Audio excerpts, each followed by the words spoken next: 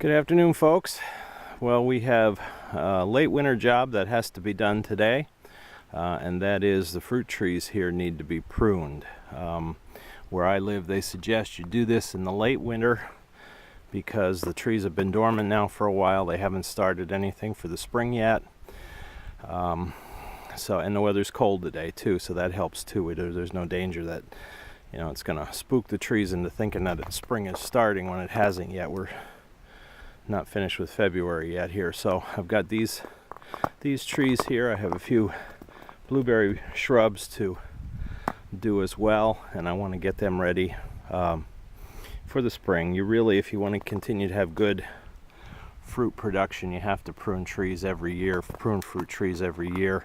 You can't just let them grow wild like that. Plus, if you look up there, you can see that they're going to grow right up into my wires, and I don't need that. These trees here that I got are of the semi-dwarf variety, which means they could potentially grow 12 to 15 feet tall. I don't need them to be that tall. I didn't go with the dwarf variety. One reason the store didn't have them, and the other is you don't get as much fruit off of those. But the semi-dwarfs can give you a good-sized tree that'll produce a fair amount of fruit. You just have to keep it kind of headed back that it doesn't take off. Basically, simple tools for doing this. Here's just a pruner. I also have a pole pruner, and I have my electric loping tool, my electric chainsaw, battery-powered chainsaw if I need that for some of the taller trees to reach the top. And then, of course, I just have a hand pruner here too. That works just as well. Some of the principles that you want with pruning the trees. Sorry, I'm just juggling things around here a bit. You want to open them up a little bit. Well, you want to deal with the tops. You don't want them to get too tall because these trees are such now that I can pick fruit from the ground. I don't want to have to invest in ladders to be able to get fruit. A couple of the old apple trees I have on here, I have to do that, but these I don't. So I want to keep the tops headed back a bit. And another thing that they suggest too is that, especially for apples and pears, things like that. Now this is a peach, so this isn't quite as critical. But for apples, you want there to be room inside. You don't want a whole lot of clustered branches in the middle of the tree. One of the suggestions I read is any branches that cross each other, you want to thin them out so that you don't have crisscrossing branches. You want to have room for the fruit to grow, is one of the main things. Another thing here, you can hear the ice crunching under my feet. Another thing here that I want to point out is right here on the base of this tree. You see this branch coming up here. There's another one on there. You always want to get rid of those bottom branches. What they are is, a lot of the modern fruit trees are actually grafted together. They have one species that's the root stock, that it grows in the ground, and it has characteristics that will keep the tree healthier, but it might not produce as much fruit. So they graft in another variety. This is a Golden Delicious, I believe, above it. But what happens is sometimes the original rootstock tries to put out branches. You don't want that. You don't want it pulling nutrients away from your fruit to feed the trunks, and you're certainly not going to try to grow anything down there. So any of those little ones need to be nipped off.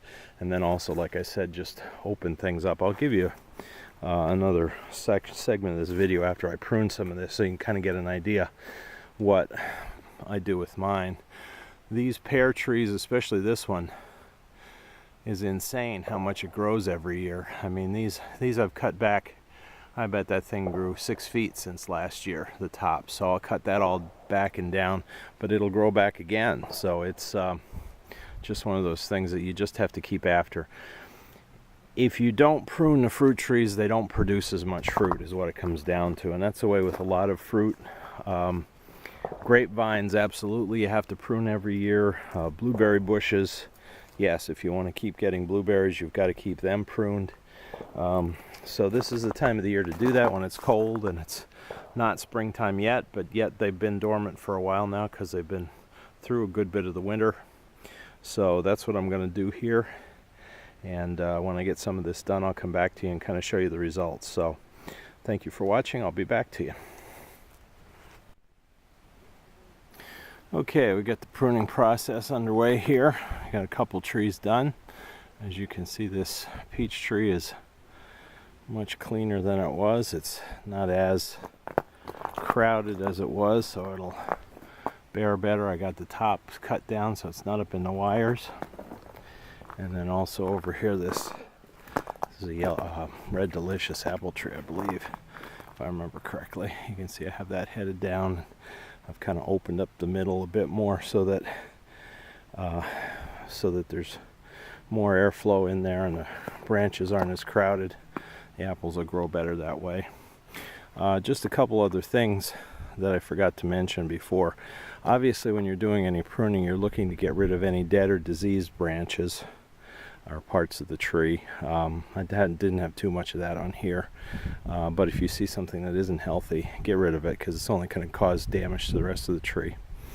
The other thing is you want to try to make sure that your pruners are as sharp as possible. You want nice, clean, neat cuts so that the wounds heal more quickly. That keeps the bugs out and the tree healthier, so it can bounce back from this major haircut you're giving it.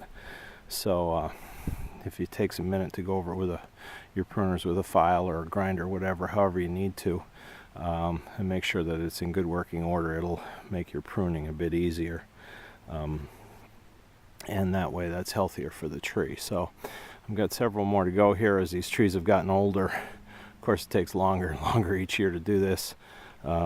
These I planted, it's going to be 5 years that they're in the ground here in a few months. So they've been growing here pretty well.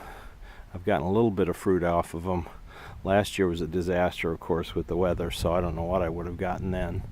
It started out looking like we were going to get lots of fruit because of the blossoms, but that didn't happen. So we'll see what we get this year. I'm sure I'll be doing a couple more videos on the growing season with the fruit trees. We'll see how it goes. So just to give you an idea, that's a winter maintenance project with fruit trees or other fruit shrubs, vines, etc. So we thank you for watching, and please subscribe to our channel.